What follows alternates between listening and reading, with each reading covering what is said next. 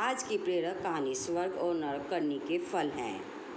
स्वर्ग और नरक करनी के फल हैं। एक संत ने अपने शिष्य को समझाया, पर शिष्य की समझ में बात चढ़ी नहीं। तब उसका उत्तर देने के लिए अगले दिन संत शिष्य को लेकर एक बहेलिए के पास पहुँचे।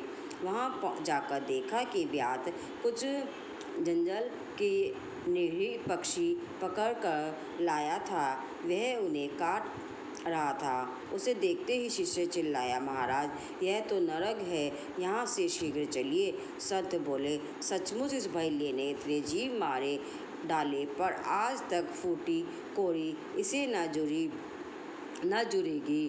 कपड़े तक के पैसे नहीं। इसके लिए यह संसार भी नरक है, और परलोक में तो इतने मारे गए जीवों की तड़पती आत्माएं उसे कष्ट देंगी, उसकी तो कल्पना भी नहीं हो सकती। संत दूसरे दिन एक साधु की कुटी पर पधारे। शिष्य भी साथ थे। वहां जाकर देखा कि साधु के पास है तो कुछ नहीं, पर उनकी मस्ती का कुछ ठिकाना नहीं। बड़े संतुष्ट, बड़े प्रसन्न दिखाई दे रहे थे। संत ने कहा, वत्स, ये साधु इस जीवन में कष्ट कहाँ, तपस्या का जीवन जी रहे हैं, तो भी मन में इतना आहत। यह इस बात का प्रतीक है कि इन्हें परलौकिक सुख तो निश्चित ही है। सायंकाल संत को एक वैश्य के घर में प्रवेश करने लगे तो शिष्य चिल्लाया, महाराज, यहाँ कैसे? संत बोले, वत्स, यहाँ का वैभव भी देख ले।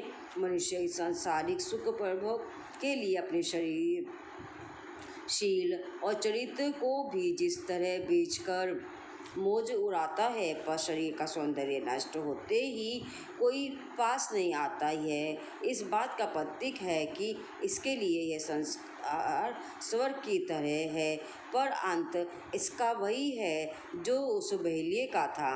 अंतिम दिन वे एक गृहस्थ के घर रुके।